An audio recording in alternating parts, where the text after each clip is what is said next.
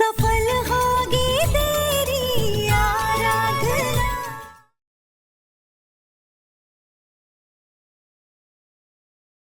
तुम्हें क्या लगता है कि मेरी मेनका दीदी कुछ पैसों के लिए अपने भाई को धोखा दे सकती है? कभी नहीं। मुझे उन पर पूरा भरोसा है। पर साहब जी आप हाथ मत लगाना मुझे, बस बहुत हो चुका। किसकी बातों पे यकीन कर रही हो तुम आराधना? उस प्रशांत की बातों पे यकीन कर रही हो। एक नंबर का नीच, वाहियात और कमीने किस्म का इंसान है वो। उसकी बातों में आकर मेरी बहन पे तुम इल्जाम लगा रही हो। और तुम गए कैसे उससे मिलने? क्या करने गई थी उसके पास? किसने हक दिया उसके पास जाने का? बताओ मुझे। और क्या कमी है मेरी बहन के पास? हाँ, कोई चीज की कमी रखी है मैंने कभी? कोई फरमाइश इस घर में किसी सदस्य की पूरी नहीं की हो मैंने? क्या जरूरत है उन्हें पैसे कमाने की? मेरी बहन के खिलाफ बात की ना तुमने? उस प्रशांत ने आज तक सिर्फ मेरी बहन को दुख दिया और कुछ नहीं दिया। और मेरी बहन को किसी चीज की कमी नहीं है आराधना। ना कभी उन्होंने मुझसे कुछ कभी मांगा है। और जो फैसला मैंने लिया है उस तांत्रिक के कहने से लिया है। वो मेरा फैसला था। जो कुछ किया था मैंने किया था। मैंने उनके नाम पे प्रॉपर्टी के पेपर्स डाल दिए, सब कुछ उनके नाम कर दिया और कुछ गलत नहीं किया मैंने। अरे वो बेचारी तो कुछ मांगती नहीं है मुझसे। You know what, आराधना, आज मुझे इतना दुख हुआ कि तुम्हें कोई अंदाजा नहीं है। तुमने आज तक जो कुछ भी मेरे साथ किया, जितना भी मुझे हर्ट किया, मुझे कभी इतना दुख नहीं हुआ जितना आज हुआ है। मेरी बहन और हमारे बीच अगर तुम आने की कोशिश या कोई भी आने की कोशिश करे, मुझसे बर्दाश्त नहीं होगा और ना ही मैं इसे कर पाऊंगा। जब मैंने दामिनी को हमारे बीच नहीं आने दिया तो तुम कौन होती हो?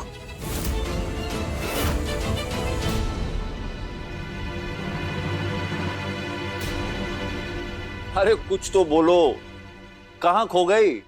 साहब जी मेरे कहने पर ये बात कभी नहीं मानेंगे, ना ही मैं उन्हें नाराज कर सकती हूँ। कुछ भी कहने से पहले मुझे मेनका दीदी के खिलाफ सबूत ढूंढना होगा। तुम्हारा सिस्टम के बीच बीच में हैंग हो जाता है क्या? कहाँ खो जाती हो तुम? क्यों बताऊं? और किस हक से आप मुझसे सवाल पूछ रहे? क्यों बताऊं मैं आपको कि मैं कहाँ गई थी, किससे मिलने गई थी, कब गई थी, क्यों गई थी? अब क्या हर मिनट का मुझे आपको जवाब देना पड़ेगा? क्यों? किस हक से? कौन है आप? और वैसे भी मैं तो सिर्फ टहलने गई थी। ओह अच्छा, तो तुम टहलने गई थी और वो भी उस हवेली के पीछे? हाँ, तो मुझे देखना था वो कुआं जहाँ वो दर्दनाक हादसा हुआ था। और वैसे भी आप तो मुझे जाने नहीं देते ना। अच्छा, तो तुम कुएं के पास गई थी दर्दनाक हादसा देखने? आराधना, मुझे क्या लगता है ना, बहुत सारी हॉरर फिल्में देख रही हो। एक काम करता हूँ ना, जितनी भी हॉरर फिल्में आज तक बनी है ना, सब लाके तुम्हारे सामने परोस देता हूँ। हम दोनों मिल बैठ के देखेंगे क्या बात है।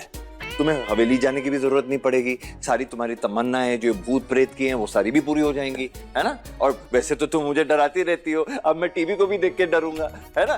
सब अच्छा रहेगा। ओके गुड, बात करती हो तुम ना। बस मेरी टेंशन, मेरा बीपी बढ़ाने के चक्कर में हो, बीमार करने के चक्कर में हो, मुझे पागल बना के रख दोगी तुम मुझे। और ये क्या बार बार हक पूछे जा रही हो तुम? एक बार मैंने तुम्हें कह दिया ना कि डिवोर्स पेपर मैंने खारिज कर दिए थे, तो आज से मतलब उस दिन से तुम मेरी पत्नी और तुम पर मेरा हक है।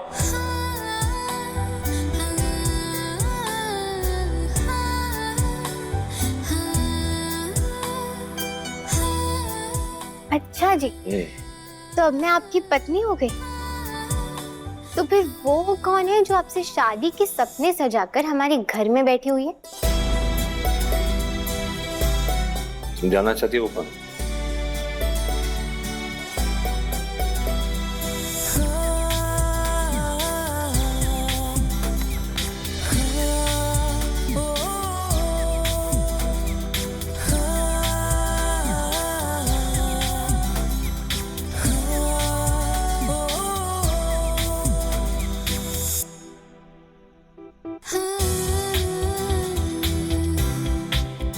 क्या बात है, आज बिना मेरे कुछ करे ही तुम चुप हो गई। लगता है ये पैतरा मुझे दोबारा अपनाना पड़ेगा।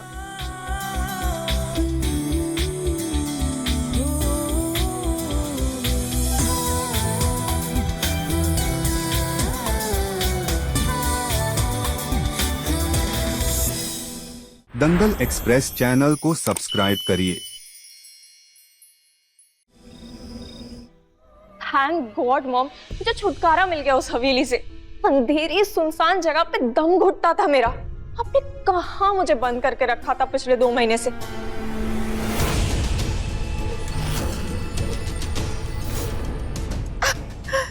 अपनी नासमझी का नमूना तो तुम दे चुके हो, अब क्या जग जाहिर करना चाहती हो?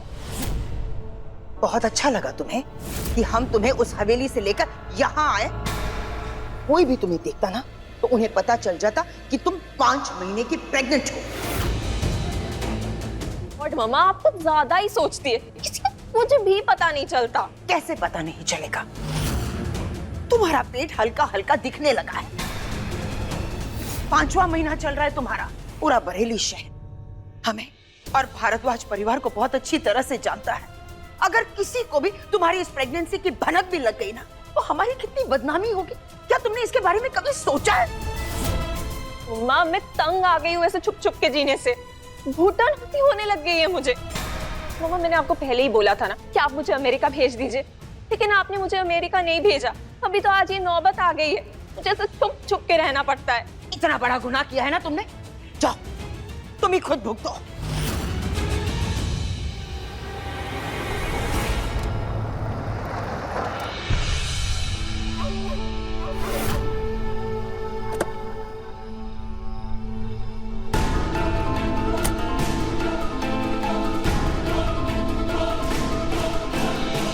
शुक्र मनाओ, इसके बाद भी मैं तुम्हारा साथ दे रही हूं।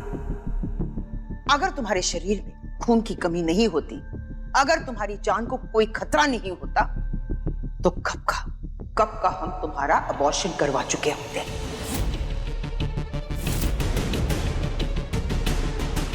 तो अच्छा हुआ कि हमारी एक पुरानी हवेली थी जो वीरान पड़ी थी। सही वक्त पर हम तुम्हें वहां ले गए, इसीलिए तुम बच गए। अमेरिका की बात कर रही थी ना, अमेरिका में भी हमारे रिश्तेदार हैं। किसी को पता चलता तो ये जो सच्चाई है ना 2 मिनट में आग की तरह फैल जाएगी। सोशल मीडिया का जमाना है, किसी से कुछ नहीं छुपता। अगर वो आराधना हमारा पीछा करते करते उस हवेली तक नहीं आती तो हम तुम्हें उस हवेली से कभी बाहर ही नहीं निकालते। लेकिन मॉम अभी आप क्या करेंगे? इस घर में भी तो मुझे कोई देख सकता है ना। सही बात है, हम तुम्हें यहाँ बहुत दिनों तक नहीं रख सकते।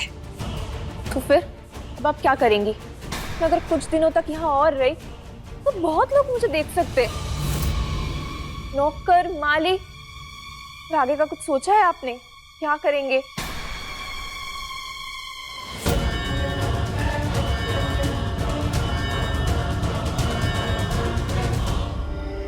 कुछ दिनों के लिए यहाँ कोई भी नहीं है। नौकर केयरटेकर सब छुट्टी पर गए हैं। थोड़ा सा वक्त है हमारे पास, हम कुछ ना कुछ बंदोबस्त जरूर करेंगे।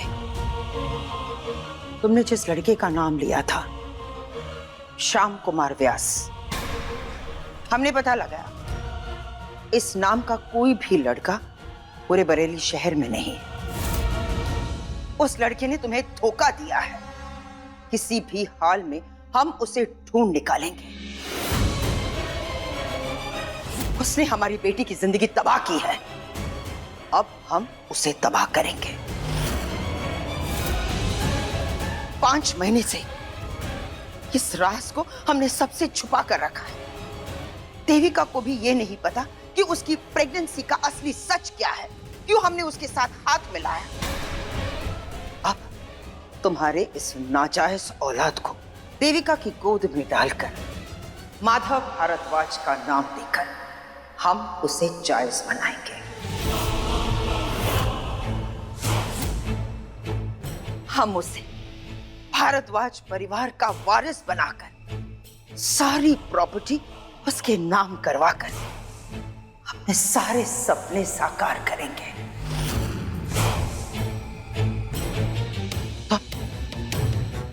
तुम हमारी इकलौती बेटी हो और जब तक हम जिंदा हैं, हम तुम पर कोई आंच भी नहीं आने देंगे। आपको जो करना है आप वो कीजिए mom. I just don't care. मुझे पता है कि मुझसे एक छोटी सी गलती हुई है, ये मैं बहुत बड़ी सजा भुगत रही हूँ। आप प्लीज मेरे लिए एक अच्छे से जगह का इंतजाम कर देना। मैं इसके बाद और नहीं एडजस्ट कर सकती, प्लीज। शर्म आनी चाहिए तुम्हें। छोटी सी बात, हाँ? इस वक्त हमारे हाथ बंधे हुए हैं, लेकिन जो जगह हम बताएंगे ना, तुम्हें वही रहना पड़ेगा। आज तुम्हारी वजह से दुश्मनों के साथ हमने हाथ मिलाया है, हम हमारे परिवार को नुकसान पहुंचा रहे हैं। इसलिए आज के बाद जो हम कहेंगे तुम वही करोगे।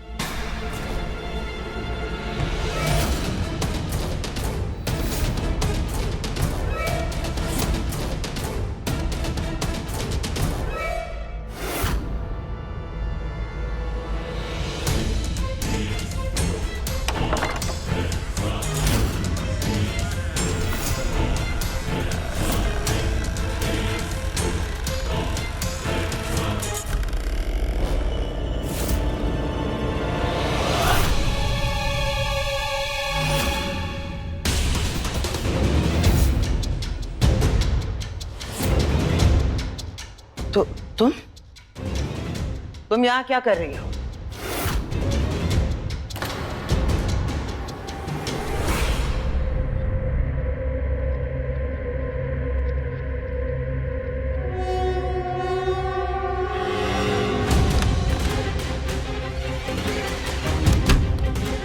मैं यहाँ आपका पीछा करते हुए आई थी। मैंने सोचा कि मुझे आज तो आपका राज पता चल ही जाएगा, पर यहाँ तो कोई नहीं है। मुझे लगा था आप रात को घर नहीं गई तो यहाँ अपने राजदार से मिलने जरूर आई।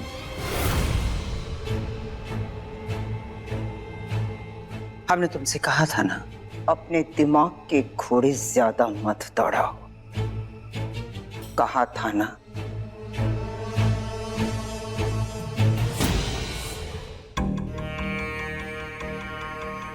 पापा, इतनी कोशिशों के बाद भी मैं उस इंसान का पता नहीं लगा पाई हूँ जिसे मेनका दीदी ने उस हवेली में छुपा कर रखा। आखिर कौन हो सकता है वो? ऐसा क्या राज है मेनका दीदी का जो उन्होंने उस हवेली में छुपा के रखा है? और क्यों कर रही है वो ये सब? मुझे जल्द से जल्द इस बात का पता लगाना होगा, कहीं देर ना हो जाए। मुझे मेनका दीदी का सच सबूत के साथ साहब जी के सामने लाना होगा। प्लीज मेरी मदद कीजिए पापा।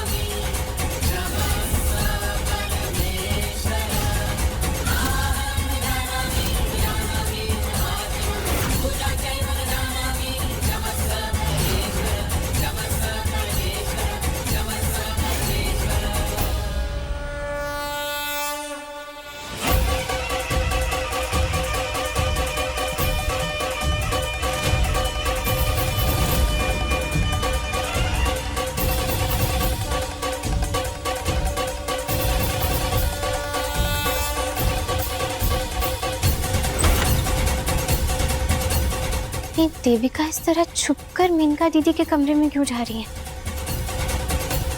क्या देविका भी इन सब में मेनका दीदी के साथ शामिल है? देविका, अपनी हद में रहना सीखो, क्योंकि इस बार ये खेल हमारा है और इस खेल में तुम सिर्फ एक मोहरा हो। हमारे इस खेल को बर्बाद करने की जो तुम कोशिश कर रही हो ना, सबसे पहले वो बंद करो। बार बार इस राज के बारे में जो जानने की तुम कोशिश कर रही हो ना, जिस दिन हमारा दिमाग खराब हुआ ना, हमारे बीच जो डील है वो हम भूल जाएंगे और हम खुद तुम्हें धक्के मार के इस घर से बाहर निकाल देंगे। अगर ये खेल आपका है ना, तो मैं भी इसे खेलने में आपकी मदद कर रही हूँ। अगर आपको गुस्सा आता है ना, तो मुझे भी गुस्सा आ सकता है। क्या जरूरत थी आपको सबके सामने मेरा मजाक उड़ाने की, जब आप जानती है कि पूरा परिवार मेरे खिलाफ है? जरूरी था, इसलिए हमने किया। तुम तो खुद को बहुत बड़ी खिलाड़ी समझती हो ना। क्या हुआ? असली खिलाड़ी दिल से नहीं, दिमाग से खेल खेलता है। अगर उस वक्त हम ऐसा नहीं करते ना, तो परिवार वाले यही समझते कि आराधना के खिलाफ तुम कोई साजिश रच रही हो। फिर क्या होता? परिवार यही समझता कि तुम्हारा मानसिक संतुलन बिगड़ गया है। वो तुम्हें हॉस्पिटल ले जाते, उसके साथ साथ बाकी के राज भी खुल जाते।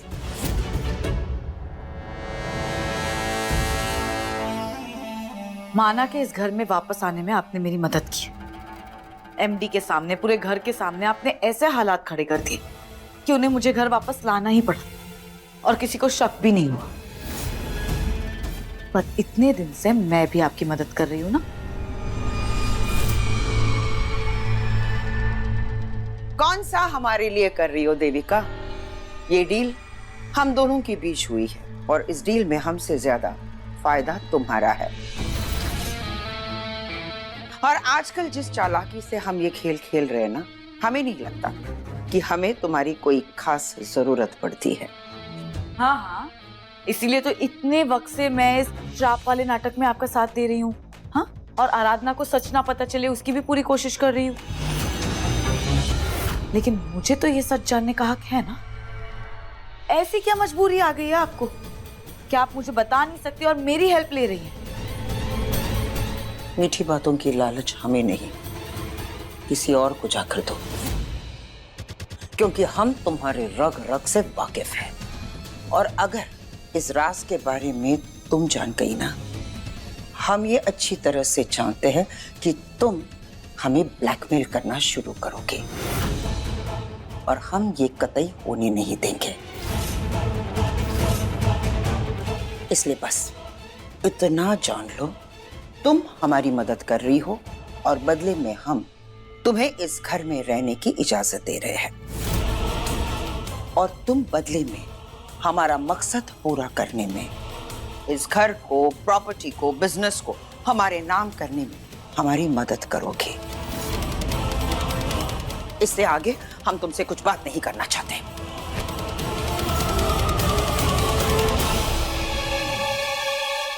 आंखें फाड़ फाड़ के क्या देख रही हो तुम?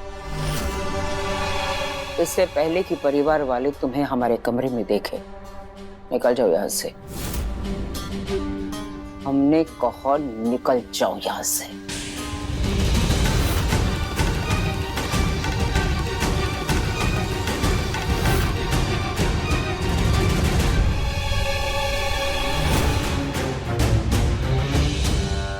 दंगल एक्सप्रेस चैनल को सब्सक्राइब करिए।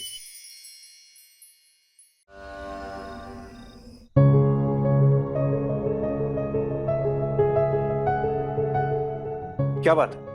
आपने मुझे मैसेज करके यहाँ क्यों बुलाया? वो भैया, मुझे ना आपकी थोड़ी सी मदद चाहिए, लेकिन आप मुझसे कोई सवाल नहीं पूछ सकते। लेकिन ऐसी क्या मदद चाहिए जिसके बारे में मैं कोई सवाल ही कर नहीं सकता? अभी तो मैंने कहा ना आपसे, आप मुझसे कोई सवाल नहीं पूछ सकते।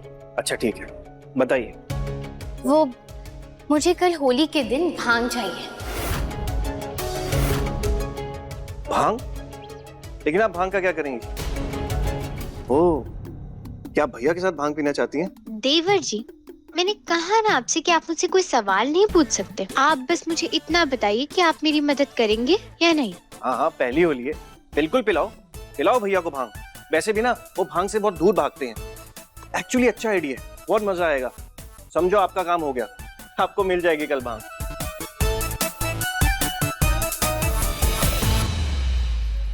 कल होली के दिन मुझे हर हाल में मेनका दीदी को भांग पिलानी होगी, ताकि वो नशे में आकर खुद ब खुद सारा सच बता दे।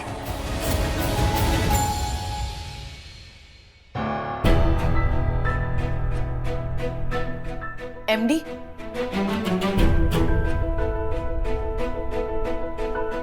तुम इतनी रात को सब ठीक है? आई थिंक तुम्हें अपने कमरे में होना चाहिए। क्यों एमडी? पहले तो मैं आपकी साली थी, फिर भी मैं हमेशा आपके कमरे में आती थी और आपने मुझे कभी मना नहीं किया है। अब तो मैं आपकी मंगेतर हूँ, आपके होने वाले बच्चे की माँ हूँ मैं। तो फिर अब क्या प्रॉब्लम हो गई? क्या हम थोड़ा टाइम साथ में स्पेंड नहीं कर सकते क्या? देविका, वो रिश्ता एक गलती थी और वो रिश्ता टूट चुका है देविका। बहुत कुछ हो चुका है देविका, जो तुम ऑलरेडी जानती हो।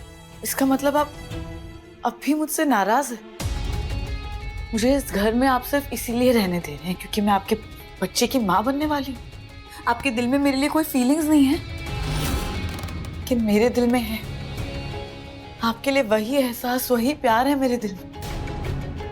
और इसीलिए तो मैं इस घर में आई हूँ, सिर्फ और सिर्फ आपके लिए। आज मैं आपको सिर्फ ये बताने आई हूँ कि कल हमारे साथ में ना पहली होली, और सबसे पहले रंग मैं ही आपको लगाऊंगी।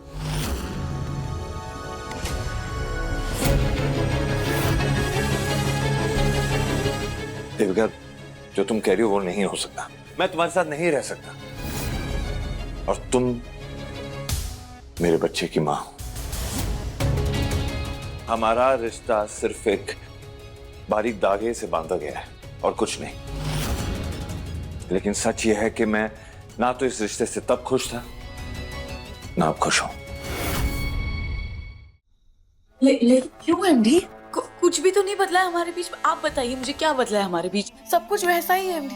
आप प्लीज ना आपकी ये जो नाराजगी है उसे छोड़ दीजिए और हम वैसे ही हो जाते हैं जैसे हम पहले थे। अब हमारे बीच ऐसा कुछ नहीं रहा जो पहले था। इस दुनिया में इंसान इकलौता ऐसा है जिसका जहर उसके दांतों में नहीं, उसकी बातों में होता है। और मैं तुम्हारी बातों में नहीं आने वाला। मुझे लगता है तुम यहाँ से जाने वाली हो नहीं, तो मैं यहाँ से निकल जाता हूँ। क्योंकि जो तुम मुझसे एक्सपेक्ट कर रही हो ना, वो मैं तुम्हें नहीं दे सकता। I am sorry.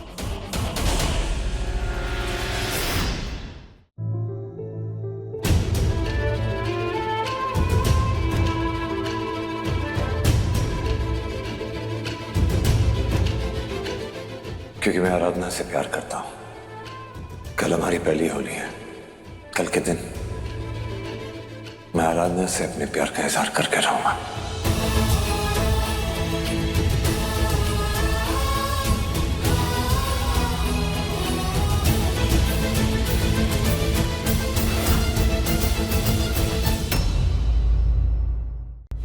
देविका, हमें जाने दो। देविका, हम उठ रहे हैं। नहीं, चुप। अगर किसी ने आपको देख लिया ना या आपने नशे में किसी को कुछ बता दिया तो हमारी सारी प्लानिंग, सारी मेहनत खराब हो जाएगी। एक फूटी कौड़ी नहीं मिलेगी। और मुझे एमडी, मुझे तो ये लोग घर से बाहर ही निकाल देंगे।